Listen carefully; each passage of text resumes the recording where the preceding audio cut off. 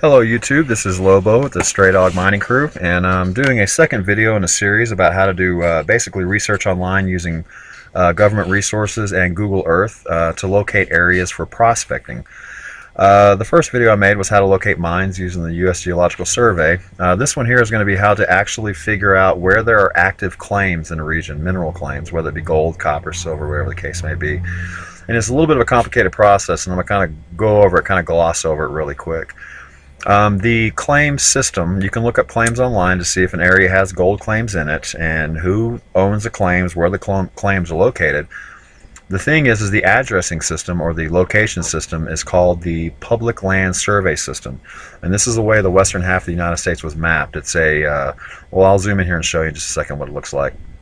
I'm going to go and turn that on because this is what all of our lands, whether public or private, are all based upon this Public Land Survey System, the PLSS. You need to be online because it paints it from a database online. So if you have a connection online, you can do this. Now let's say that I want to search an area here. This area here, I want to look before I was in Union City where I'm hanging out. This is a short distance, and then this line right here is the Arkansas River, which is probably one of the most popular gold areas in the state of Colorado. So I definitely want to go there. But before I go there, I got to make sure that nobody else has claims, because I don't want to be a claim jumper. I don't want to get shot, you know, as they say, if you will. So in this section here, this is a 36 square mile plot. Each one of these cubes is 1 square mile. This is, what is that, 18 south, 72 west. This is part of the 6 p.m. meridian. This is something I know about the northern half of Colorado. And so you get this information, you plug this information into a database, and you can see where the claims are at. Now I'm going to zoom in a little bit and kind of show you how this works. Let's see if it'll paint it in. There we go. Sorry, I still haven't adjusted to using a laptop mouse here. And when it comes up, you should see the numbering system. And so the top of the claim, the top of the township is what this is called, the 36 square miles. This square mile is section 1. Section 2, 3, 4, 5, 6. Then it drops down 7, 8, 9, 10, 11, 12. And it basically serpentines back and forth and goes through the 36 sections that make up a township. And then within, let's just go into, let's say 15 here. And then within 15, square divided up into quadrants. And then up in here we have the northeast, southeast, southwest, northwest, and those are the directions that they use to identify. So an address for something, for example, would be it's at 6th meridian, 18 south, 72 west, section 15, northeast. It sounds very complicated, but that would designate that this is this section here. Now each one of these cubes inside of the square mile, those are 40 acres. And so a section is going to have 160 acres. Anyway, I know it sounds kind of, you know, boring, mundane, whatever, but it's something you need to know if you're going to be looking online to see who owns either gold claims, mineral claims. You can look up where frackers are at.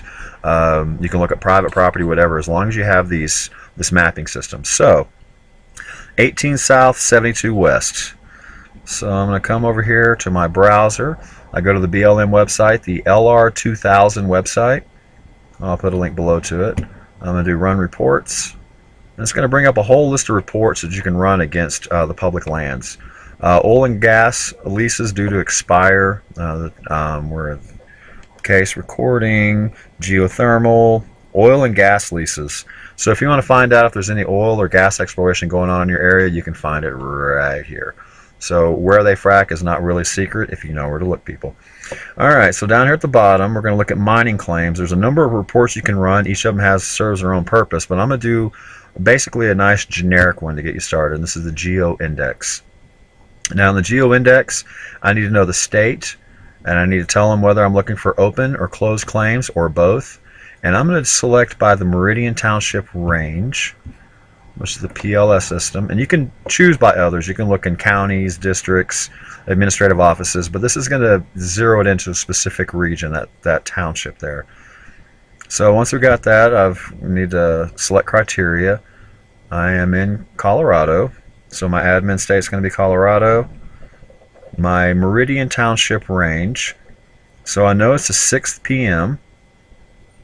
and this was what, 82 south, Oh, I've already forgotten. Let me go back to Google Earth now. So we're looking at 18 south, 72 west. So 18 south, and then 72 west. And I'm adding this to the list to search, and you can see that address looks like that. They put zeros in there. It's a Unix thing, I believe, is why the format's that way. And if you wanted to, you could search multiple. You just change this number and keep adding it, and it'll search multiple townships, but we just need to search one. Case disposition. Now on this, I'm going to click on active so we can see there's active gold claims, and those are places that will be off limits for prospecting. Now it doesn't block the land off for me visiting it. I can camp on it, I can hunt on it, I can fish on it, but because somebody else has the mineral rights, I wouldn't be allowed to prospect. Legally would not be allowed to prospect it. The other thing to search for would be closed, and closed is really good to find areas where you know you can go find minerals because somebody had a claim there and they no longer have it. It's abandoned, so you can go there and you can collect minerals all you want, and you know there's a good chance you can find them because somebody else paid money to have a claim on it at one point. So we're just going to search for active because I want to go prospect, and Joy and I want to go look for gold on the Arkansas. So we have the state of Colorado, there's the township. We're just going to look for actives, and then I'm going to select run report. Now this may take a minute here, and what this is going to do is it's going to give me a PDF file, probably a very long one, of all the active claims that are contained within this section. And then from that, once I find out where these active claims are using the PLSS system, it'll give me the address of where they're at. I can go into Google Earth and then in turn plot those on there, assuming that I can. Why did it not pull up what I was looking for? Try that again. As a query cannot be acquired. Because the service is down on the day I'm making a video about how to use a service. Come on, come on. Here we go. And the BLM websites and government websites, the Department of Interior, they take them down every night for 2 hours starting at midnight your local time. So as we can see here, there are claims here that are active, and these are load claims. These are actual mine claims. That's not what I'm into. I'm into plasters, which is panning. This is into heavy mines. So in section 5 northeast, there is 1, 2, 3, 4, 5, 6 mines, load mines there actively. So if we come back over just to see where that's at, section 5, there's 9, 8, it should be right here. Because we have to be connected for the PLSS to work. It's going to regenerate right quick. And it comes up there, section 5. And there's section 5. So in this little 160 square acre plot of land registered with the federal government is 6 active mines that are located in this general area here. And I can see that from looking at, this is 6, there's the 18 south, 72 west, section 5, and then the directional subdivision. And that's how you can kind of go in and see if there's active claims in these particular sections. So I'm not going to bore you with the details of it, but there's multiple pages to it. Now what I've done is I've gone through and I've documented where these are at. So let me find my folder. Placerville, Colorado. And then within Colorado, it is Fremont County, and I should see a folder for 18 South 72. And I'm going to click on that to turn them on. And then from this here, there is one claim. If I mark them in green, if they're a claim that has been closed, it's a place that I can go to and look at, and I'm definitely going to check that out. And then I can see here, these are the current active placer claims that are on that section of the river that I want to look at, and there's a lot of them. So it looks like, wow, there is a lot of them there. So it looks like this particular part of the creek, there may not be any area on this creek aspect. Now, as you can see here, all of these reds, let me see if I can, how do I do the tilt right? There we go. So this is the Arkansas River, and going down the Arkansas River, plotting these, I can see this is the Darcy claim. It was located in 2012. It was adjudicated and approved on in May. That's the number associated. It's 40 acre. That's the gentleman that has it, and here's the address to it. And so you can see there is pretty much all the way down this river where there's red, that means there are active claims. That means that I cannot legally go dig for gold there. I can hunt, fish, camp, do whatever I want. It's public lands that I can visit, but I can't take a shovel and start digging around for stuff. And so it tells me there may be a section right there. So I will dig into that a little bit to see there may be the Arkansas River that I can go into. In another video, I'm going to show you how you can verify that by using survey plats. That might be private property. I don't know. I can't tell from looking at this, so I got to dig deeper into it.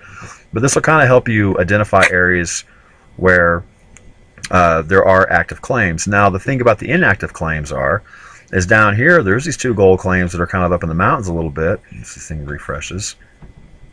This one here. This is a placer that was located in 1964, and the claim closed in 1986, and there's been no other activity there.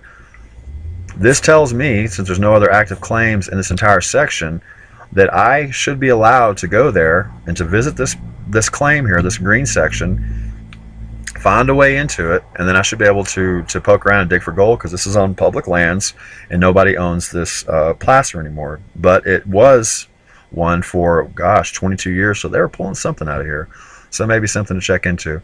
So I just want to kind of do a brief, it's not really brief, I'm over 10 minutes here in the video, but just some of the tools you can use online. Now, what you would need to do is, if I can find it, I'll post a link here, but do a search on PLSS, or Public Land Survey, plus KML.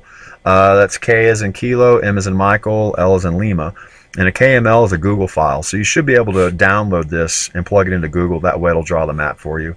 And then once again, you just simply go to the government website of the BLM LR2000, which I should have a link here. And go to this link here, then you run your reports. And as long as you have what the PLSS system is, then you'll be able to read and identify these claims. Oh, and that's something I didn't do with you. I was going to show you right quick what that does. Let me run this report again. Sorry, y'all. Apparently I closed it, or I can just go back. That's what I'll do. Sorry. Let's see if it'll load it. Here we go. So the important part I left out is, if you want to know the details of these claims, you click on the claim number, and that will bring up the information on the actual mining claim itself. And so you can see from here, it's a load claim. I'm looking for placers, but this is a load. It's 20 acres. Name the barber. It's active. That's what they pay a year for it to maintain. It's 140. Here's the address. And then as you go down, if you want to know, you can see all of the things that occurred on that claim. Maintenance fees, yearly fees. That's when it was adjudicated, and they check the land status. That's kind of the important thing to look for to make sure it's been verified. But so anyway, that's what the claim looks like. And then what I would simply do is I highlight all of this, right click it, copy, and then I go over to Google, and let's say that claim address was here. I go to the polygon, and then I can simply, it's a 20-acre claim, so it'd be half of one of these 40-acre boxes. So I draw it out. I come over here to the Untitled Polygon. I paste in the information. And I like to put the name up there. So there's the name of it. And because this is an active claim, in my filing system, all active claims are red. And they're at 50%. So you can see through them and still see the details underneath it. And then click OK. And so that's pretty much how I would plot them. And then by doing that, once I plot a whole section out, then I can get an overview of the map. And I have a really good idea of I can't go and places that I can go and probably should go. So in a nutshell, that's pretty much how you find out if an area has active claims or inactive claims. I know it's kind of complicated and there's a lot of steps in it. But if you have any questions, send me a private message and I'll answer them as best I can where I'm finding these resources and such.